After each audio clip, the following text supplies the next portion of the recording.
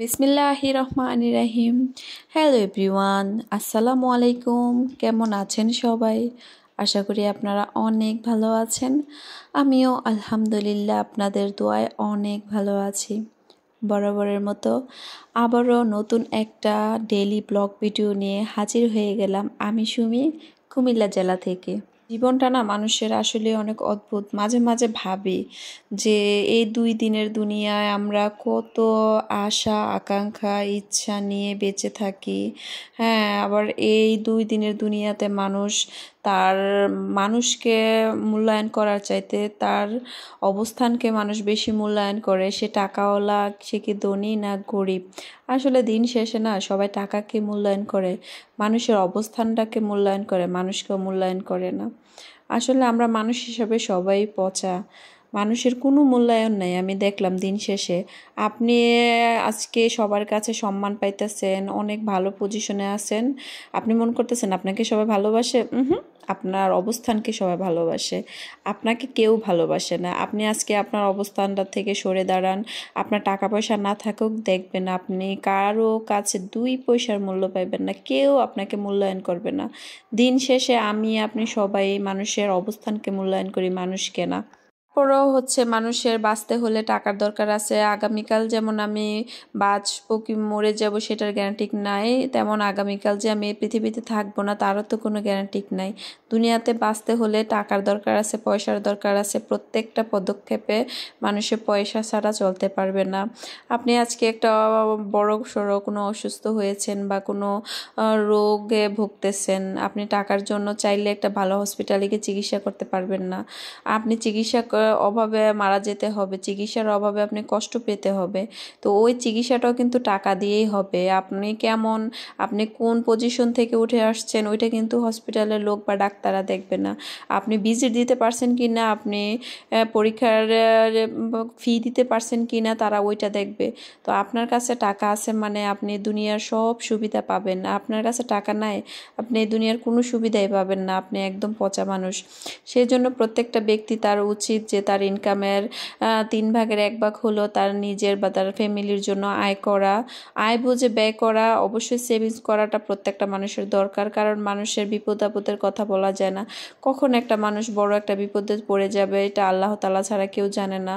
প্রত্যেকটা মানুষ আল্লাহ তাআলার কাছে সুস্থতার জন্য শুকরিয়া আদায় করা উচিত। আজকে আমি সুস্থ, কালকে আমি অসুস্থ হয়েও যেতেও পারি। মাঝে মাঝে মনে হয় যে এই 2 দিনের দুনিয়া কেন এত চাওয়া পাওয়া আকাঙ্ক্ষা। আবার চিন্তা করি যে দুনিয়াতে আল্লাহ এত সুন্দর একটা পৃথিবীতে পাঠাইছে, সব কিছু উপভোগ করি। তো দিন শেষে যখন উপভোগ করার চিন্তা করি তখনই মাথায় আসে যে আরে টাকা টাকা ছাড়া তো কোনো কিছুই বর্তমান যুগে উপভোগ করার মতো না, কারণ সব কিছুতে এখন টাকার প্রয়োজন। আর নিত্যদিন দ্রব্যমূল্যের যে দাম বেড়েছে, মানুষ কিভাবে চলবে টাকা ছাড়া? কোনো কিছুই হাতের নাগালে না, সবই হাতের নাগালের বাইরে। যাই ধরুক তাই আকাশ ছোঁয়া দাম। আপনি সংসারের বাজার খরচ করতে চাইবেন, বাজার করতে যান, বাজারের মধ্যে যে জিনিসটা হাত দিবেন ওইটাই আকাশ ছোঁয়া দাম। একটা সময় মার্কেটে গেলে আপনার 1-2 হাজার টাকা দিয়ে 2-3 থ্রি পিস আনা গেছে। এখন মনে করেন ভালো একটা নর্মাল বাসায় পরার থ্রি পিস আনতে গেলেও 1000-1200 টাকার নিচে আনা যায় না, যেটা কিনা একটা সময় ছিল 500-600 টাকা হলেই লোন থ্রি পিস পাওয়া গেছে। যেমন আগে নর্মাল মধ্যবিত্ত ফ্যামিলি মানুষের যেটা খায় আর কি। আমি যেহেতু মধ্যবিত্ত একজন, আমি মধ্যবিত্তের কথাই বলতেছি, কারণ বড় লোকরা কখনোই আমার এই ভিডিও দেখতে আসবে না, কারণ বড় লোকদের হিসাব করে চলতে হয় না, তাদের আনলিমিটেড টাকা, আনলিমিটেড খরচ। তো আমার 2 বছর আগের কথা বলি, তেলাপিয়া মাছ ছিল 130 থেকে 40 টাকা কেজি, পাঙ্গাস থাকতো 110 টাকা বা হাইস্ট হলে 120 টাকা কেজি। তো এখন ওই পাঙ্গাসই 180 টাকা 200 টাকা কেজি রাখে। তেলাপিয়া মাছ 250 টাকা, 240 টাকা, 220 টাকা কেজি। তাহলে তেলাপিয়া মাছ, পাঙ্গাস মাছ এগুলো গরিবের মাছ। হ্যাঁ, গরিব মানুষরা এগুলা খায় বা মধ্যবিত্ত মানুষরা এগুলা দিয়ে তাদের জীবনযাপন চালায় বা তাদের চাহিদা মেটায়। তো এগুলো দেখেন কত আকাশ ছোঁয়া দাম হয়ে গেছে। তারপরে ব্রয়লার মুরগি আগে ছিল 110, 120, 130, হ্যাঁ 30-এর বেশি যাইতো না। এখন একদম নিম্ন দাম 160-70 আর হাইস্ট তো 200। তো মানুষ কি খাবে, মধ্যবিত্ত মানুষরা কি খাবে, সব কিছু আকাশ ছোঁয়া। তা টাকা ছাড়া যে বর্তমান সমাজে চলাটা এত পরিমাণ কষ্টদায়ক। আপনি আপনার বাচ্চাকে পড়াশোনা করাতে যাবেন, আমরা যখন ছোট ছিলাম বা আজ থেকে 5-6 বছর আগেও একটা টিউশনি ছিল, 1,000 টাকা হলে বাসায় একটা টিচার রাখা গেছে। হ্যাঁ, বেসের সাথে পড়লে 500 টাকা হলে পড়া গেছে। এখন বেসের সাথে পড়তে হলে কম করে হলেও 1,000 টাকা দিতে হয়, 1 থেকে 1,500 টাকা। মানে ভালো হলে, কম স্টুডেন্ট হলে 1,500, বেশি স্টুডেন্ট হলে 1,000 টাকা।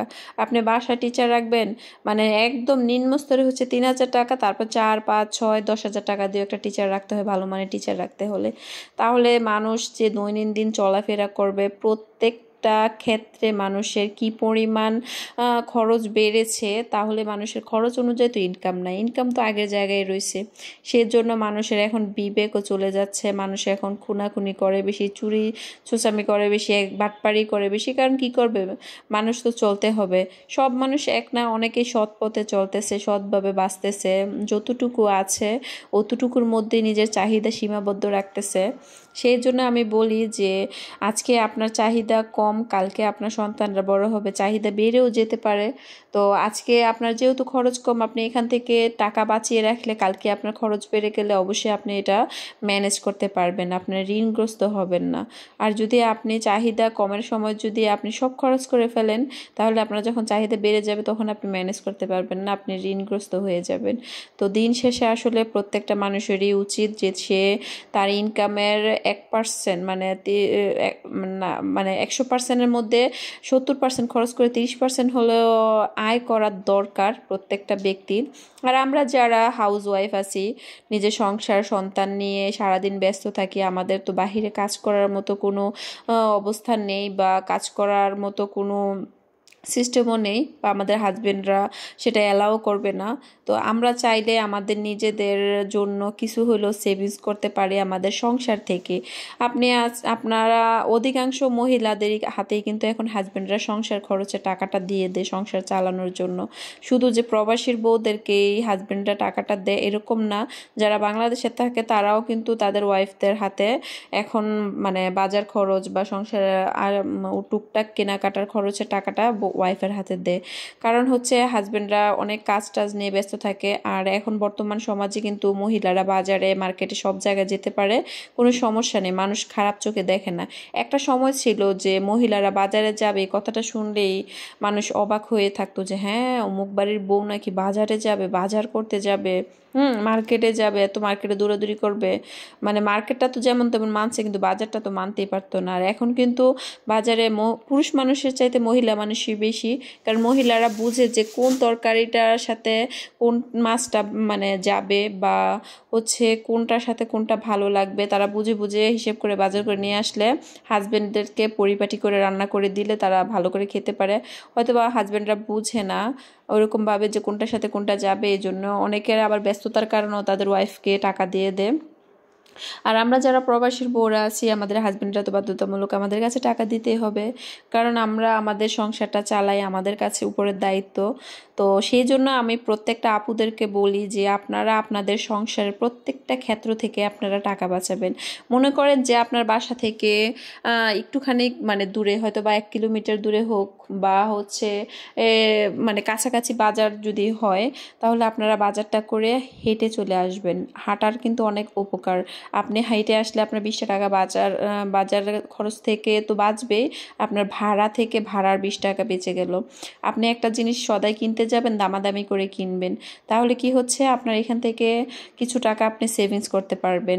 আপনি সংসারের মধ্যে নিজে কোন জিনিসটার সাথে কোন জিনিসটা ভালো লাগে, আপনার 4টা আলু নেবেন, হ্যাঁ আপনার আজকে 4টা আলুর প্রয়োজন, ওইখান থেকে আপনি একটা আলু রেখে দেন, 3টা দিয়ে রান্না করেন। তো আপনি এটা দিয়ে এটার সাথে আরেকটা মিক্সড করে আরেকটা দিন চালাতে পারবেন, ওই দিনের টাকাটা আপনার বেঁচে যাবে। আসলে এই জিনিসগুলা শুনতে অনেকেরই খারাপ লাগবে যে হ্যাঁ এত মানে চেষ্টামি করে চলে। শোনেন, অল্প অল্প করেই কিন্তু মানুষ বড়লোক হয়, একদিনে বড়লোক হয়ে যায় না। আপনার ব্যাংকের মধ্যে দেখবেন তারা 1%, 2%, এই যে বিদ্যুৎ বিল দেখতে যান, দিতে যান আপনারা, তারা কিন্তু একটা টাকাও কম রাখে না, এবং বরঞ্চ তারা 1 টাকা দরকার হলে বেশি রাখবে বা সমান সমান রাখে। তো তারা চাইলে কিন্তু 1 টাকা 2 টাকা ঘাটতি দিতে পারতো, কিন্তু না। কারণ এই 1 টাকা 2 টাকা ঘাটতি দিতে দিতে কিন্তু তাদের হাজার হাজার টাকা চলে যাবে।